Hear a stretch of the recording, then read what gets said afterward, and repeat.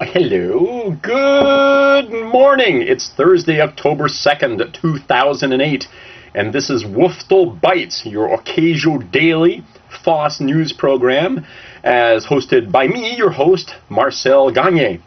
And today I have some good news and some bad news.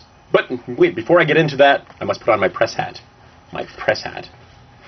There you go, my press hat. You know, with this on my head, I feel all prescient. Never mind. Anyway, let's start with a little piece of good news. Last night, the $700, what am I saying? The $700 billion bailout package, the reworked version of the package, in fact, was passed by the Senate.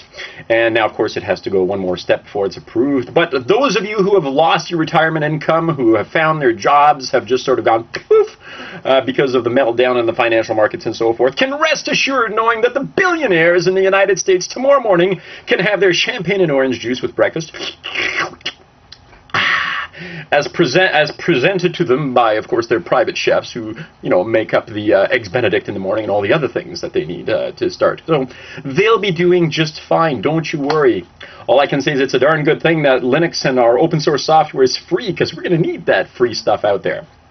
Now on to the bad news. The bad news goes something like this. We've always made jokes about, you know, Windows stinks, but apparently Apple smells. Those people out there who are running Mac Pros have noticed on their desktops, have noticed that some of them are emitting a foul odor. In fact, a researcher from the French National Center for Scientific Research has analyzed that gas and discovered that benzene is part of the gas. Now, benzene is a carcinogenic gas, and benzene can do things like totally rip apart your bone marrow and cause leukemia and all sorts of other horrible things. Apple, of course, is looking into it. They're not actually denying that this happens, but they are saying that they're looking into it, and, you know, rest assured and be calm and everything will be fine. But those of you who are running Linux on your Macs because you thought that, you know, that was a way to be clean, things may not be as clean as you thought they were. The other piece of bad news, sadly, is apparently venture capital is drying up. So if you've got a Web 2.0 business that you want to sell to somebody, it's time to get that money now, because apparently things are getting really bad out there. You know, despite the fact that the bankers are doing better, things are getting pretty bad, and there just isn't going to be money to take you to an IPO anytime soon. So work on that real fast. Now, the good news in the Linux and open source world is this. The Linux Foundation has decided that they are going to host their first ever end user conference. You know, I've been asking for things like that, so it's actually a good thing that this is happening.